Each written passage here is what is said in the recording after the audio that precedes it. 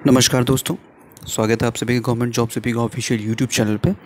दोस्तों, आप में से कई सारे लोग पीईटी के नॉर्मलाइजेशन कैसे नॉर्मलाइजेशन होगा उसको लेकर सवाल पूछ रहे हैं और किस शिफ्ट के नंबर बढ़ेंगे और किस शिफ्ट के नंबर घटेंगे। देखिए, नॉर्मलाइजेशन एक प्रक्रिया है जो तब अपनाई जाती है जब एक ही परीक्षा अलग अलग शिफ्ट में अलग अलग प्रश्न पत्रों के साथ हुई हो। पीईटी में सुबह और शाम को अलग अलग परीक्षा हुई है, मतलब अलग अलग पाली में परीक्षा हुई है, अलग अलग प्रश्नों के साथ परीक्षा संपन्न कराई गई है। इसमें नॉर्मलाइजेशन तब किया जाता है जब एक शिफ्ट के प्रश्न आसान हो और एक शिफ्ट के कठिन हो।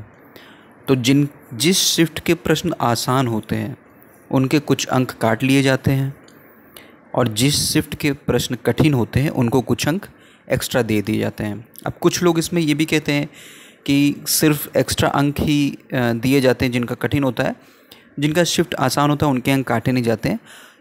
सब तमाम तरह की बातें हैं, तमाम तरह के लोग, तमाम तरह की बातें। इसके संबंध में आयोग ने एक ऑफिशियल फार्मूला जारी किया था 2019 में। मैं आपको वो नोटिस दिखा देता हूँ और वो फार्मूला दिखा देता हूँ कि आखिर ये नॉर्मलाइजेशन प्रोसेस काम कैसे करेगा। उससे आप अंदाज़ा लगा सकेंगे कि किस शिफ्ट के अंक बढ़ेंगे और किस शिफ्ट के घटेंगे। तो आइए वो नोटिस देख लेते हैं और वो फार्मूला भी देख लेते हैं।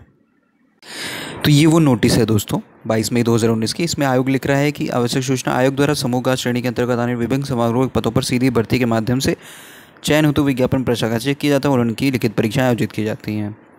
आयोग द्वारा प्रश्न, अब यहाँ से आप पढ़िएगा, यहाँ से आपका मेन, आयोग द्वारा प्रकाशित उक्त विज्ञापनों के अंतर्गत विज्ञापित पदों की प्रकृति के अनुरूप विज्ञापन के सापेक्ष प्राप्त आवेदन पत्रों की संख्या अधिक हो जाती है और उन समस्त अभ्यर्थियों की एक दिन में एक पाली में व्यवस्थित ढंग से परीक्षा आयोजित किया संभव नहीं हो पाता है।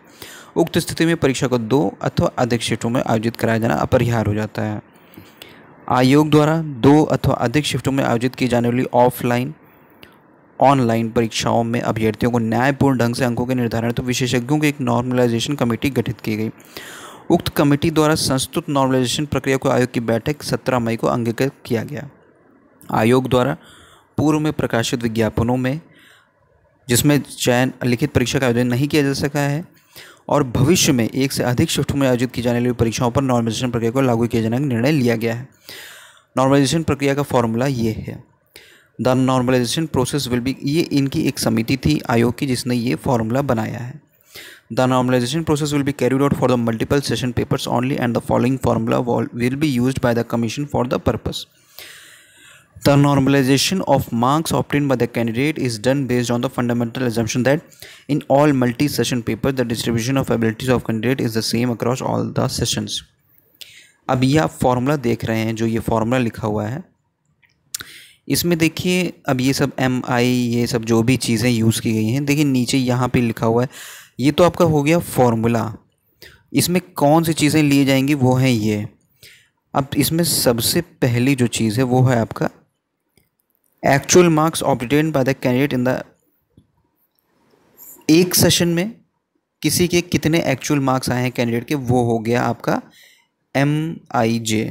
ठीक है, मतलब मॉर्निंग सेशन में कोई एक कैंडिडेट है उसके कितने एक्चुअल मार्क्स आए हैं, मतलब उसके अगर मान लिया हम 70 नंबर आए हैं तो वो हो गया MIJ। अब M देख लेते हैं, MJT, average marks of the top 0.1 candidates considering all sessions. किसी से सुबह और शाम के अगर 2 सेशन में परीक्षा हुई है तो टॉप के जो 0.1% कैंडिडेट्स होंगे उनका एवरेज मार्क्स कितना है वो हो गया MJT। Sum of mean and standard deviation of the candidate in the paper considering all sessions. अब किसी के टॉप के कितने नंबर आए हैं और मिनिमम के कितने नंबर आए हैं उसका sum of mean and standard deviation होगा MQ।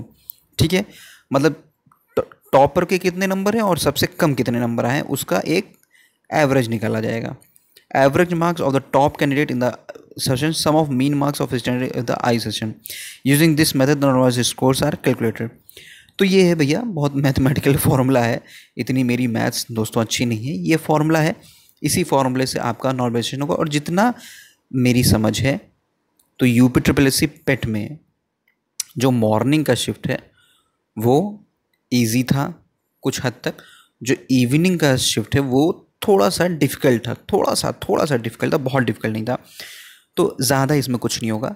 जो ये वाला इवनिंग वाला शिफ्ट है, इसमें कैंडिडेट्स के कुछ नंबर बढ़ा दिए जाएंगे, कुछ नंबर। अब वो कितने नंबर होंगे वो इस फॉर्मूले से भैया निकलेगा, ठीक है।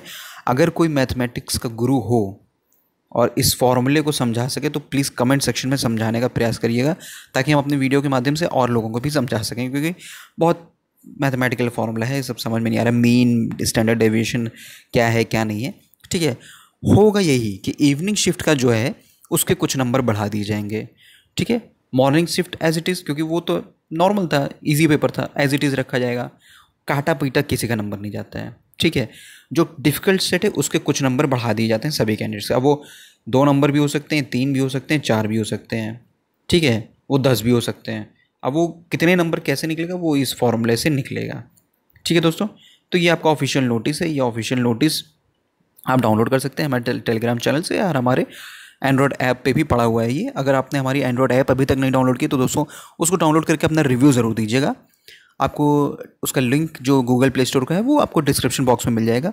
और आप हमारा टेलीग्राम चैनल भी ज्वाइन कर सकते हैं। वहाँ पे फ्री क्विज कराई जा रही हैं लेखपाल से रिलेटेड और यूपी पुलिस एएसआई और एसआई से रिलेटेड, तो आप वो ज्वाइन कर सकते हैं। आपको डिस्क्रिप्शन बॉक्स में उसका भी लिंक मिल जाएगा। वीडियो यहाँ तक देखने के लिए आप सभी का बहुत बहुत धन्यवाद। वीडियो को लाइक और शेयर करना मत भूलिएगा।